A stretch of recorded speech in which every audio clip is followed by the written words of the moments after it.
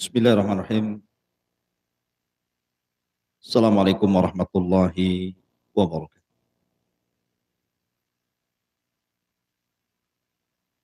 Alhamdulillah. Alhamdulillahilladzi bi ni'matihi tatimmus shalihat. Asyhadu an la ilaha illallah wahdahu rabbi la syarika lah. Wa asyhadu anna Muhammadan abduhu wa rasuluhu alladzi la nabiyya ba'da. Amma ba'du ma'asyiral muslimin, jemaah sekalian yang dirahmati Allah Subhanahu wa taala.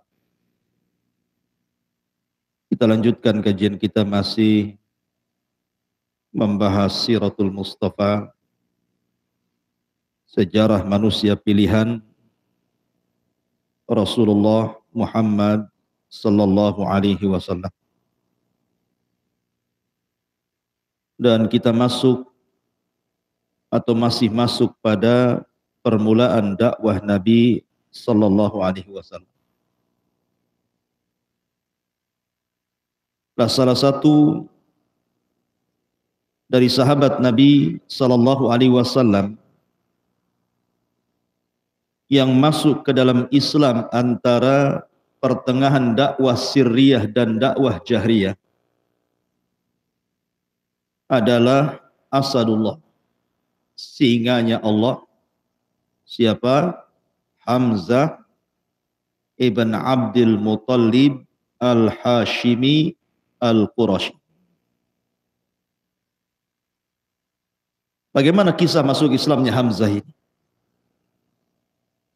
Dan bagaimana pengaruh Hamzah di dalam Islam? Kemudian bagaimana jihadnya? Dan bagaimana wafatnya? Inilah yang kita akan bahas di malam hari ini tentang Hamzah ibn Abdul Muttalib.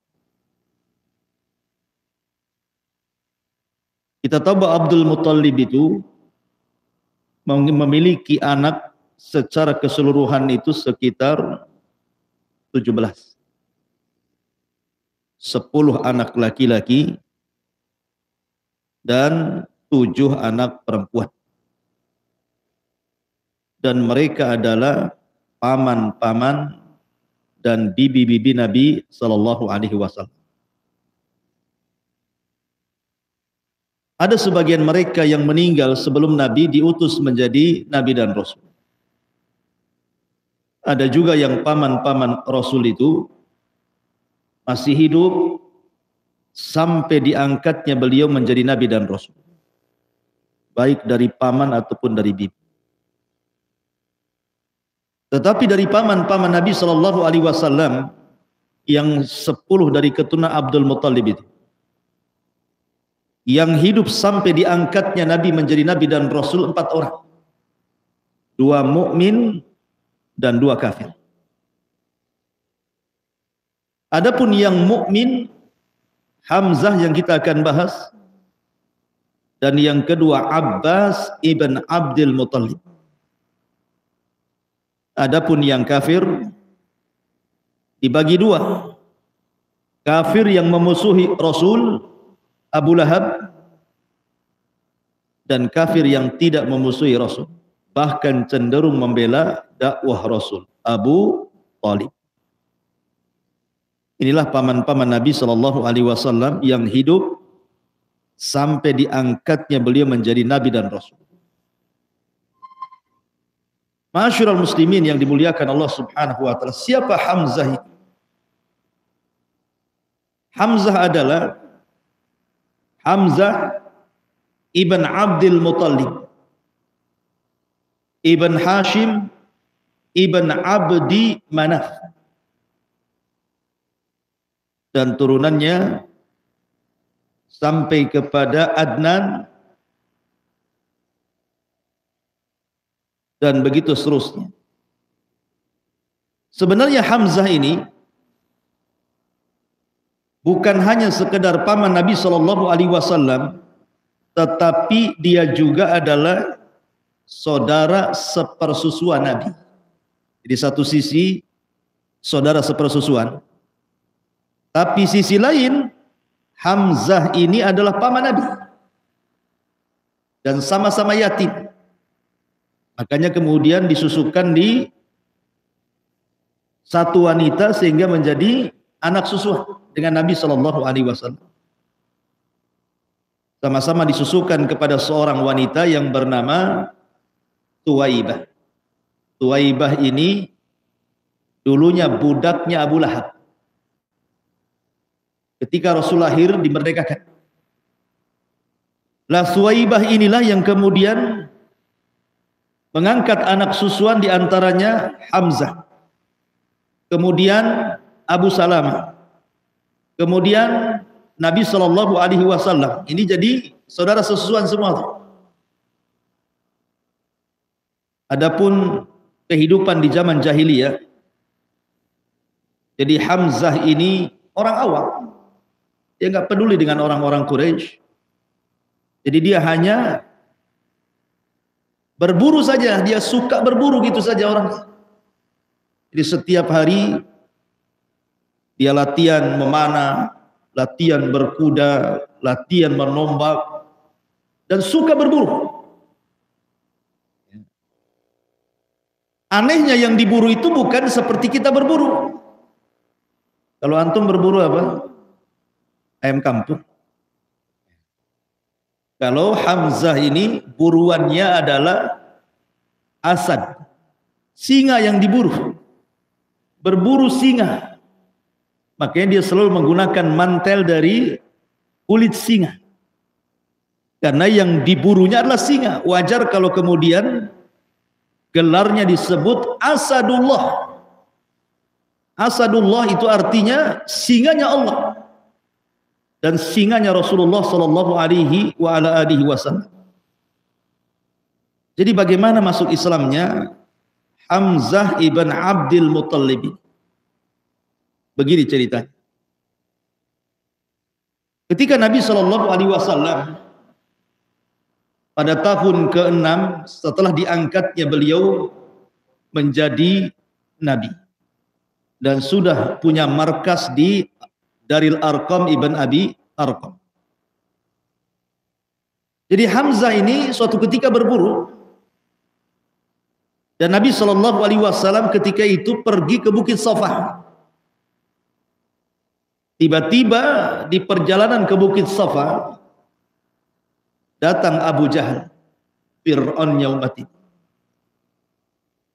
Tiba-tiba mendekati Nabi Shallallahu Alaihi Wasallam, dicaci maki Rasul Shallallahu Alaihi Wasallam dengan kata-kata yang kasar sekali.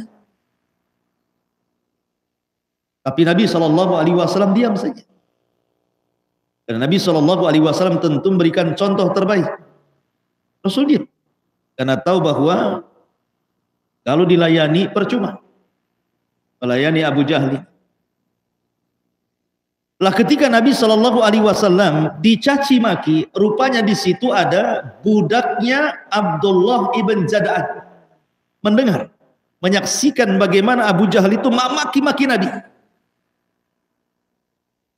Hamzah ini baru pulang dari perburuan, berjumpa pula dengan budaknya Abdullah ibn Jad'an. Kata budaknya Abdullah ibn Jad'an, diceritakan, ya Hamzah ponakanmu si Muhammad itu tadi aku melihat dicaci maki oleh si Abu Jahal dengan makian yang kasar sekali. Oh, hitam dia, naik darahnya. Padahal Hamzah ketika itu masih musyrik, belum masuk Islam ya. Maka dicarinya Abu Jahal ini. Rupanya Abu Jahal ketika itu berada di sekitar Ka'bah bersama orang-orang kafir Quraisy di situ. Tidak pikir panjang ikhwatu fiddin, datang saja Hamzah kepada Abu Jahal, langsung memukulkan busurnya ke kepala Abu Jahal sehingga darah mengalir dari kepalanya. Tidak ada bicara, tidak ada basa-basi. Datang, ambil busur, tepuk gitu kepalanya Abu Jahal itu. Kemudian Hamzah tiba-tiba mengatakan, kenapa engkau mencaci maki keponakanmu, maksudnya Nabi Shallallahu Alaihi Wasallam, wa ana ala dini, sementara saya berada di atas agamanya, padahal belum masuk Islam. Ya, karena ingin membela siapa? Ponaannya kan itu. Kenapa kau berani mencaci maki ponaan sementara aku berada di atas agamanya? Masuk Islam aja belum. Jadi Hamzah itu betul-betul membela Nabi SAW. Ketika itu ada orang Quraisy yang hendak menyerang Hamzah. Ketika melihat tokoh mereka Abu Jahal diserang kepalanya sehingga berdarah. Tapi Hamzah menantangnya, kalau engkau benar berani kepadaku, pun ku bunuh hari ini juga. Akhirnya tidak berani. Orang kenal siapa Hamzah di tengah-tengah orang-orang Quraisy. Ma'asyiral muslimin yang dimuliakan Allah Subhanahu wa taala. Kemudian setelah itu Hamzah mendatangi Nabi SAW. Kemudian Nabi SAW mengajak Hamzah agar masuk ke dalam agamanya. Awalnya ditolak, tetapi terus menerus Rasul mengajak ke dalam Islam. Akhirnya dilembutkan hatinya, Hamzah pun bersyahadat. Maka dengan masuk Islamnya Hamzah menjadi goncang orang-orang Quraisy itu. Karena 6 bulan setelahnya Umar juga masuk Islam. Setelah Hamzah ini makin keraskan gitu ya permusuhan orang-orang Quraisy ke dalam Islam. Masalahnya preman-premannya yang dikenal orangnya disegani, ditakuti gitu ya, pemberani gitu, semua dapat hidayah. Yang selama ini sangat ditakuti oleh orang-orang Quraisy itu justru mereka dapat hidayah. Ma'asyiral muslimin yang dimuliakan Allah Azza wa Jalla. Setelah kemudian Hamzah masuk Islam, maka Hamzah pun salah satu orang yang ikut hijrah dari Mekah ke Madinah bersama kaum muslimin.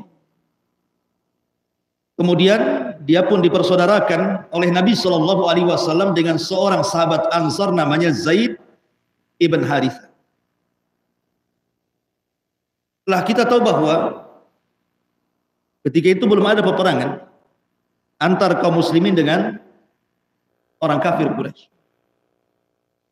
Lah yang pertama kali disuruh memimpin perang adalah Hamzah. Dialah yang pertama kali memimpin perang dalam Sariyah. Sariyah itu pasukan yang tidak dipimpin Rasul sebelum tragedi Badar. Dia orang yang pertama kali memimpin perang. Ketika itu dia membawa 30 orang hendak menghadang orang-orang Quraisy yang datang dari Syam, jumlahnya 300 orang. 30 lawan 300. Tapi Hamzah tidak gentar. Begitulah Islam. Perang Badar 300 melawan 1000. Ya kan? Perang Khandaq 3000 melawan 10.000. Ini Hamzah bawa pasukan 30 lawan 300. Tapi mereka tidak gentar karena kemenangan bukan karena banyaknya jumlah. Tapi kemenangan ditentukan karena izin Allah Subhanahu wa taala dan keberanian para sahabat Rasul sallallahu alaihi wasallam. Lah ketika betul-betul tercetus perang Badar, maka seolah-olah Badar itu milik Hamzah. Karena yang menguasai lapangan dalam perang Badar itu adalah Hamzah. Luar biasa dalam perang Badar itu. Karena orang yang pertama kali membunuh orang kafir adalah Hamzah. Belum ada orang Islam membunuh orang kafir. Karena belum ada peperangan kan. Hamzah lah yang pertama kali membunuh orang kafir, namanya Al-Aswad ibn Abil Asad Al-Makhzumi. Bunuh dia sebelum tragedi perang Badar ini. Karena ketika itu Al-Aswad ibn Abil Asad hendak merampas sumur Badar, tempat base campnya kaum muslimin dalam perang itu. Tapi dihadang oleh Hamzah dan dibunuhnya sekali tebas mati. Baru ketika kemudian betul-betul terjadi perang Badar, maka Hamzah adalah salah satu jagoan daripada jagoan-jagoan yang dikeluarkan oleh Rasul untuk bermubarazah, adu tanding.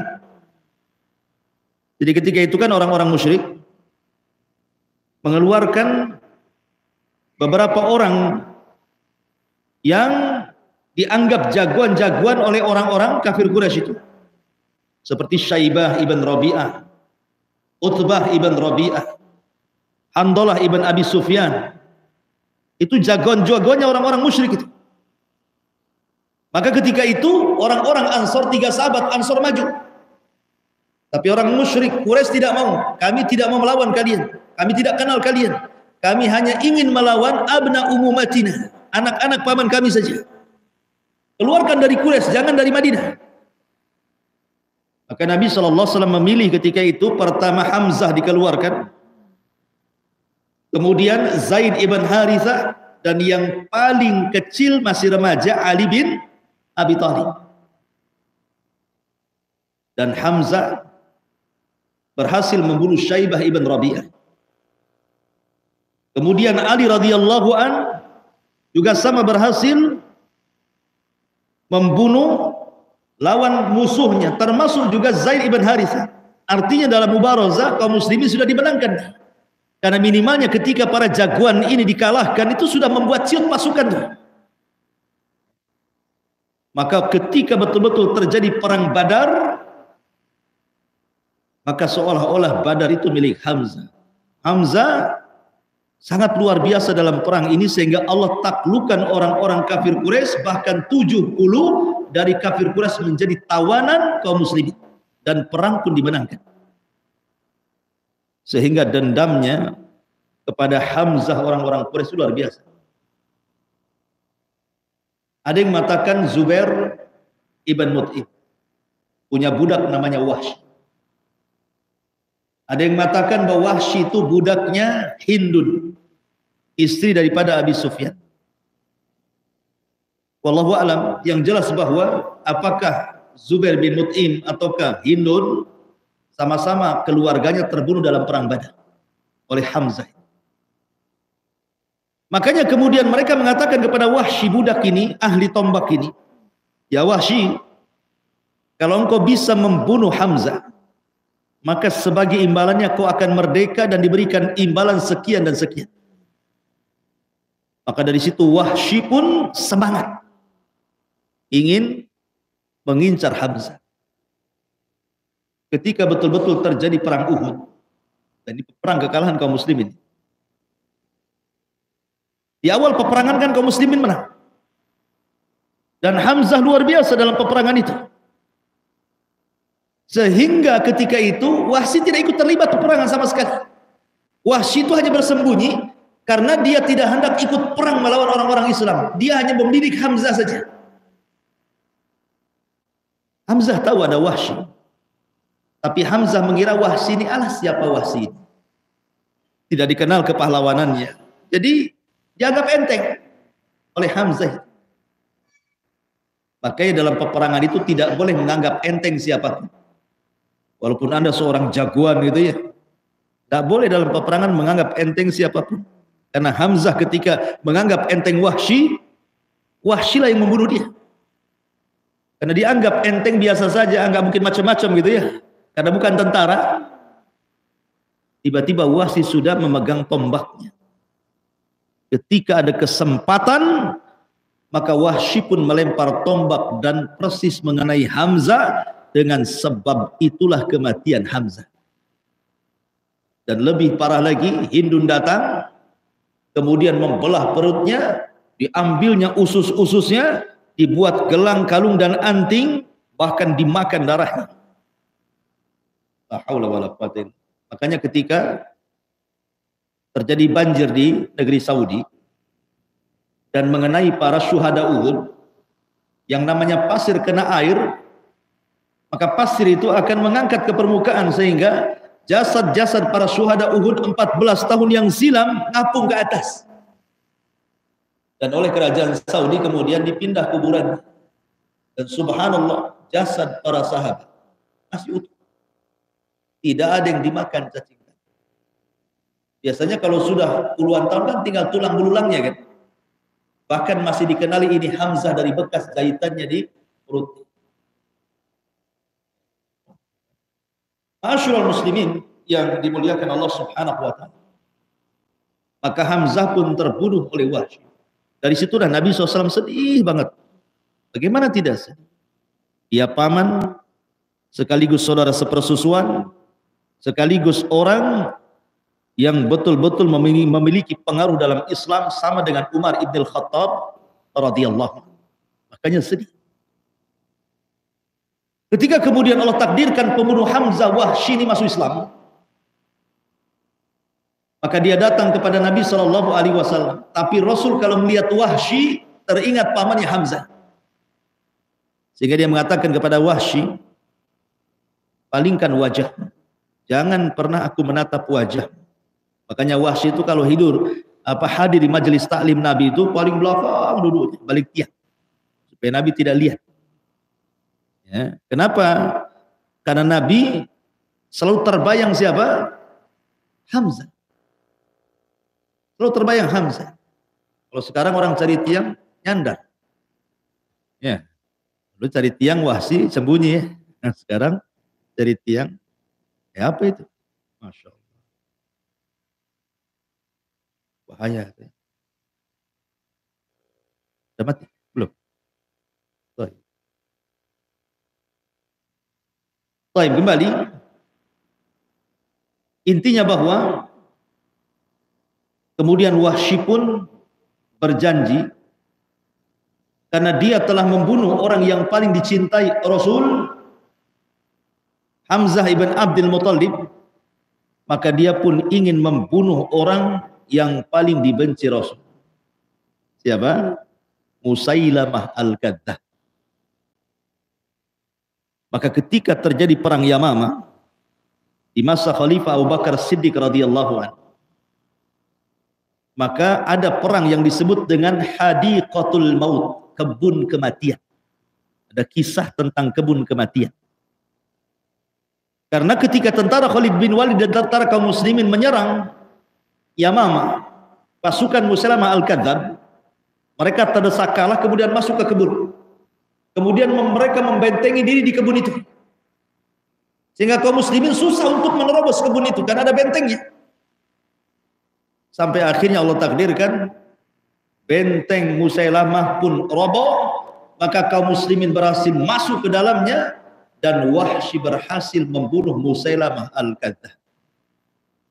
Dulu dia membunuh orang yang paling dicintai Rasul, sekarang dia membunuh orang yang paling dibenci Rasul sallallahu alaihi wasallam.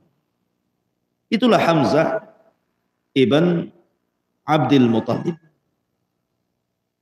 Ma'asyiral muslimin yang dimuliakan Allah Subhanahu wa taala. Jadi setelah kemudian Hamzah masuk Islam, kemudian Umar pun masuk Islam, dan sedikit demi sedikit para sahabat menjadi berani karena ada dua orang yang kuat masuk Islam. Mulailah para sahabat banyak yang berani beribadah terang-terang. Karena di backingi bahasa kitanya ya, ada backingnya. Tenang kalau macam-macam ada Hamzah sama Umar, gitu. Jadi mereka bisa leluasa. Lah akhirnya kemudian orang-orang musyrik ini mulai agak kikuk untuk menghentikan dakwah Nabi Shallallahu Alaihi Wasallam. Sampai terpaksa akhirnya kaum musyrikin pun, orang-orang musyrik Quraisy ini harus tanazul. Tanazul itu artinya sudah tidak memberlakukan dengan cara kekerasan lagi. Mulai mencoba dengan sistem dialog. Cobalah kita berdialog.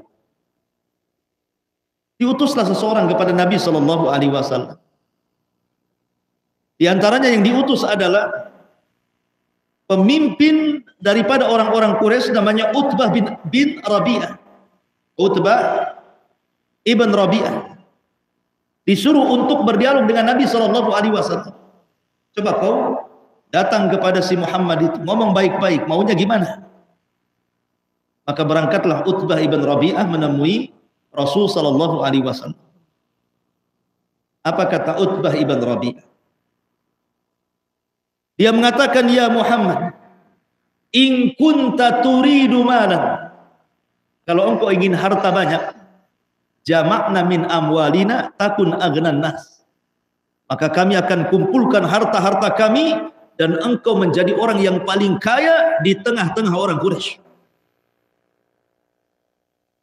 Kemudian kata Utbah, wa in kunta turidu malikan malaknaka iyana.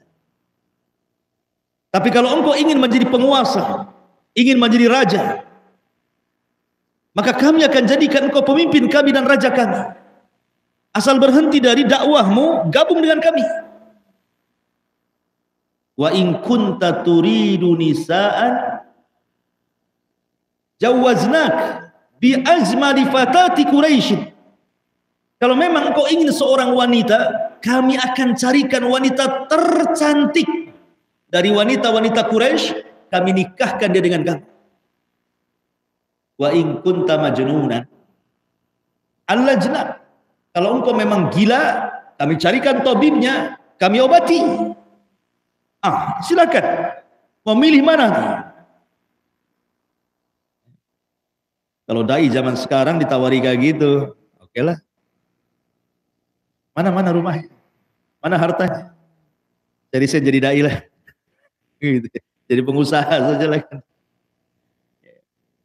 Mental Rasul bukan mental kerupuk kayak kita. Mental baja.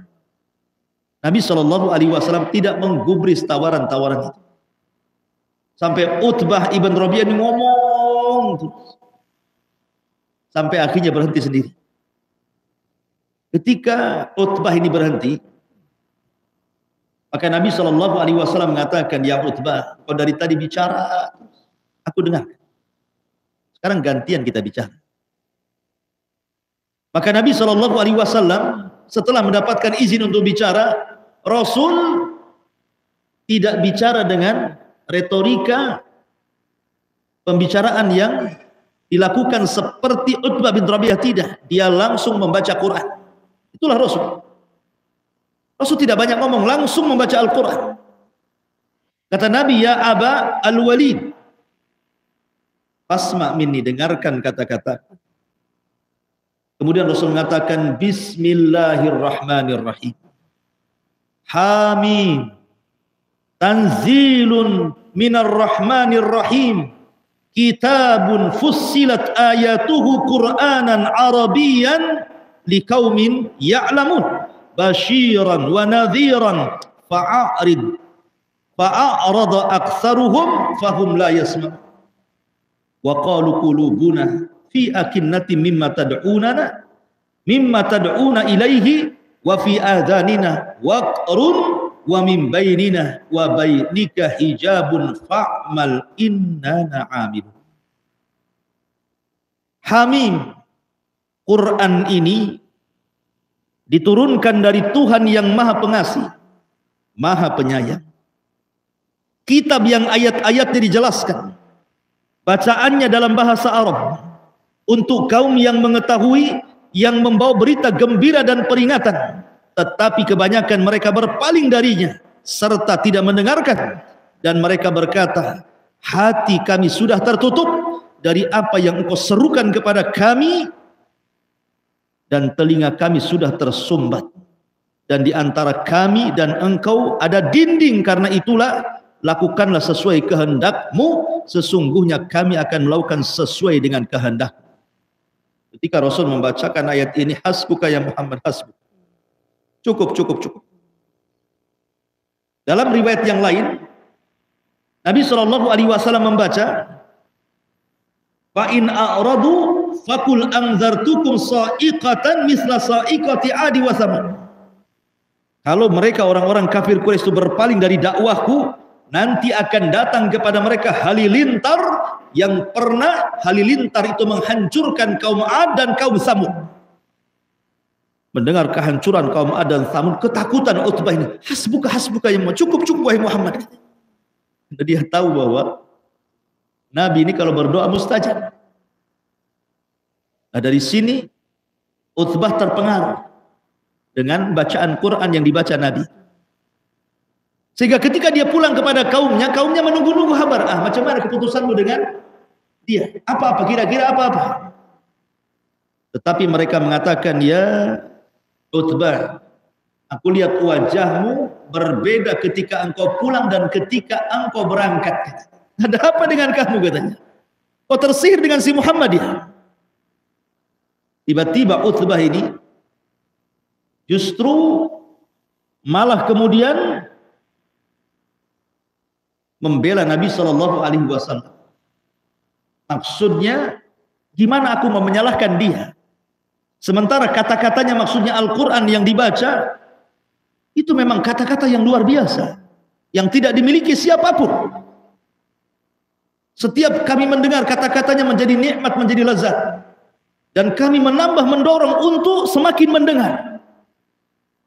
Maka orang-orang Quraisy mengatakan, anta masyhur, kau sudah disihir sama si Muhammad. Dibilang disihir gitu.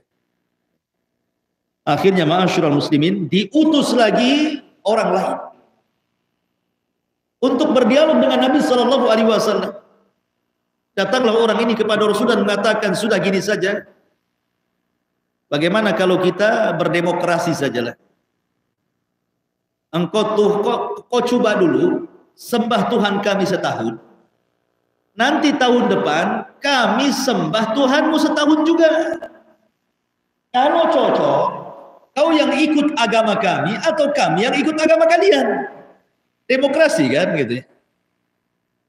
Maka Nabi SAW terdiam sampai turun ayat qul ya ayyuhal kafirun la a'budu ma ta'budun. Orang-orang kafir, tak mungkin saya sembah sembahan kalian sebagaimana kalian tak mungkin juga menyembah Tuhan yang saya sembah. Di ujung ayat lakum dinukum waliyad. Jadi mereka berusaha untuk tanazul, berdialog dengan Nabi sallallahu alaihi wasallam, tapi tidak bisa juga. Akhirnya kemudian mereka pun kembali melakukan kekerasan kepada kaum muslimin. Dari situlah maka banyak kemudian sahabat yang terkena kekerasan, terutama budak-budak yang masuk Islam, seperti Bilal, Khobab ibn Rabah, ya Zunairah, dan beberapa budak lainnya mendapatkan kekerasan yang hebat dari orang-orang kafir Quraisy, sehingga Abu Bakar harus datang memerdekakan mereka semuanya, menyelamatkan nyawa mereka demi agama. Akhirnya kemudian belakangan karena sudah tidak tahan, Nabi pun memerintahkan mereka untuk hijrah pertama kali ke mana? Ke Habasyah. Berangkatlah kaum muslim, termasuk juga Hamzah. Dan yang pertama keluarga yang hijrah ke Habasyah siapa? Keluarga Nabi, Ruqayyah dan suaminya Utsman ibn Affan radhiyallahu. Wallahu a'lam bishawab. Ikhwatu fillah, muliakan Allah Subhanahu wa taala. Afwan tidak sampai habis. Hanya adalah pokoknya kesibukan. Mungkin saya kajian cukup sampai di sini. Insyaallah mungkin kita lanjutkan di minggu depan. Saya juga minta maaf untuk kajian pagi, memang kondisi kesehatan masih menurun gitu ya. Kalau pagi datang pula dinginnya ya.